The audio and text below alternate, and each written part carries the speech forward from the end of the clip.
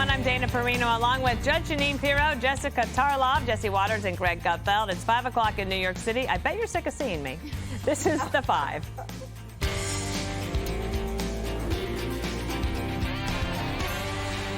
So it is being called the biggest political comeback in American history.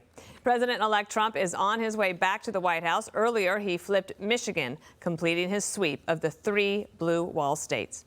And Trump is leading in other key battlegrounds that are still too close to call. Republicans are already set to take control of the Senate, and the Fox News Decision Desk estimates that the GOP has a slight edge in the House as well, as states continue to count ballots. Here's the president-elect speaking about his landslide victory. I want to thank the American people for the extraordinary honor of being elected your 47th president and your 45th president. This campaign has been so historic in so many ways. This is a magnificent victory for the American people that will allow us to make America great again. America has given us an unprecedented and powerful mandate. We have taken back control of the Senate. Wow, that's good. And that will make a big difference. I have spoken a lot, so I'm going to give all of these lovely people who we want to hear from a chance to talk about the victory. Almost a red wave. You could call it, this is the red wave you've been waiting for? That's what I predicted the last time. I was talking about this election. Yeah, right. It was a slow roll to the wave. So I spoke to my mom this morning, How's she and doing? she was very upset. Okay. And I told her it's like the lyrics to that great song. You can't always get what you want, but sometimes, if you try, you get what you need. Oh, I love The Who. Yeah. And the country needed Donald Trump back in office because the Democrats had gone crazy. Let's think about how crazy they had gone. They were flying Venezuelans into the country and then just putting them in cities. Now, when they started doing that, I started to think they are going to lose. They started making genders up and started putting windmills all over our beaches. They started printing money, giving it to Detroit. They'd opened up factories in Mexico to build these stupid cars nobody wanted. They started emptying prisons. So you're looking at this stuff, and they're going crazy. And then they're telling everybody everything's great. And Joe Biden's fine. Joe Biden's falling down. He can't remember where he is. And they weren't even good at the cover-up. Remember, you know, my daughter Gigi, when she hides, she goes like this, and she thinks you can't see her. That's how bad the cover-up was, because it was just so blatant. And then they're telling you he's great, and then Donald Trump wins because he told the truth. And he listened to the American people. It's not that hard. He listened, he told the truth, and they just lied. They said everything was great, borders secure, you're doing fantastic, and people just got sick of it. He is now going to be president during some great times. He's going to be president during the 250th anniversary of this country. That'll be a party. He's going to be the president during the 2028 Summer Olympics in Los Angeles, the World Cup. So we're going to get everybody together. I hope we can get things straightened out for this country. And it's a good day. It's morning in America again. It was beautiful. It was sunny. And I spent a lot of time outdoors. Good morning. Good morning, Dana. All right, let's go to Judge Janine. Well, you know, they told us that he was unqualified to be president. And they tried to prove it over and over again by impeaching him and then indicting him and then convicting him. And by the way, did you notice in the last month, no Democrat has been saying, and he's been guilty. Well, he was found guilty of 34 felony counts. They knew that the American people didn't buy it. So in spite of all the things they threw at him, he won the popular vote, the electoral vote, and then they said, you know, he's got to unify America. The way I saw it last night, when he came out on that stage, America was behind him. 77 million Americans were behind him. They were +7 in the blacks, +6 in the Hispanic community, +10 in the youth community, and +2 in women. These were people who believed in him in spite of everything that they threw against him. And, you know, Americans didn't feel at home in America. They were told that we have to have drag queen story hour for your children in school. And they were told that, if your kids want to transition, we don't really have to tell you about that. And by the way, everybody coming through that border, we're vetting them when they weren't. And we had murders and rapes and sexual abuse because they didn't do their job. Forget about the fact that we're a sovereign nation. But when you open the doors, at least check out who they were. And it was over and over again, crimes being committed, letting them out of jail. And don't underestimate COVID. There was a COVID carryover in this vote. None of us forget what it was like when you couldn't go to church and you had to be 6 feet apart, and we couldn't talk about it because they got rid of our First Amendment rights. And it went on and on. And this was an America that said, we don't buy into it. I'm not into this privileged stuff. All my friends are black and Hispanic, and my family is this color and that color. We don't see race the way they did. And they voted for that man. Big time.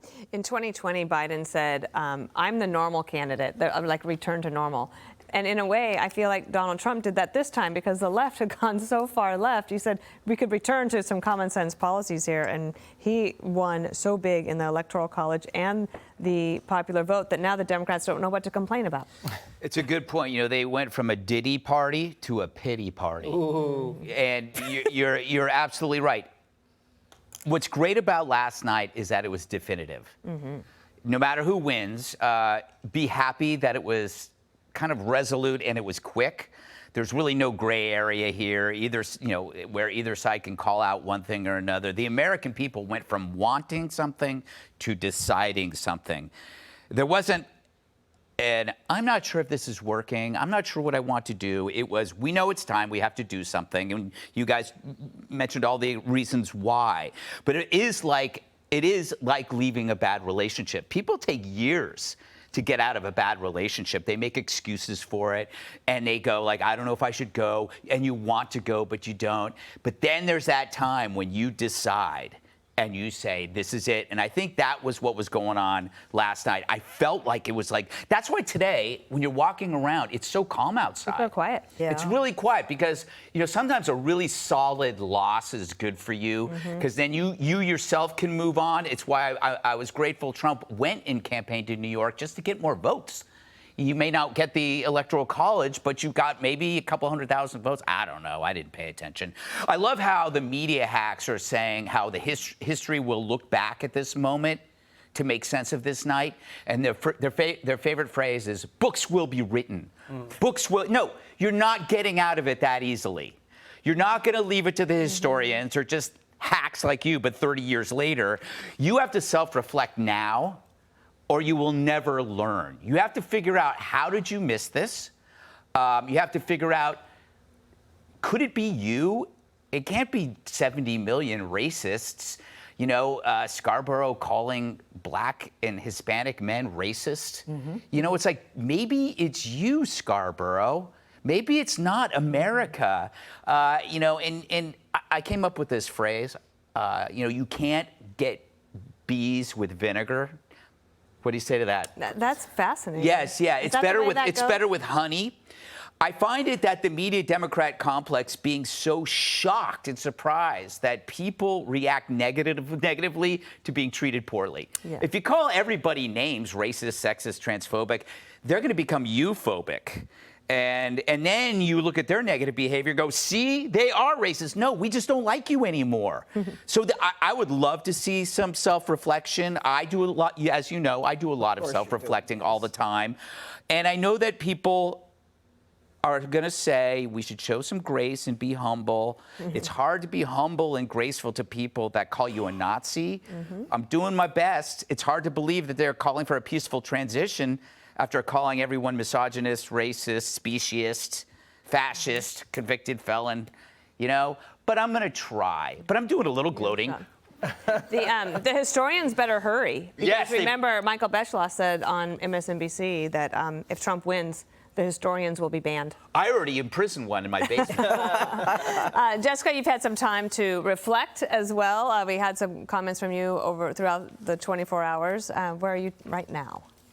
I am here, living unburdened by what has been and the promise of the future. Congratulations to President-elect Donald Trump and to those of you at the table who were supportive. I think that there have been a good amount of Democrats who have understood what this was, which was not only a repudiation of the Biden administration, which Vice President Harris is part of, but the way the Democratic Party has been doing business the last 2 cycles. And a lot of the lessons that should have been learned from Hillary Clinton's loss were not learned now. And the 2020 election was an aberration election because it was a COVID one. And I think that you're right, Judge, about this being leftover from COVID, but not about people thinking about lockdowns, but about inflation. That was one of the residues of all of this, and that telling people, well, now it's 2.5%, so you should be thankful for that, is not enough when their necessities still cost more. The 70% on the wrong track, those are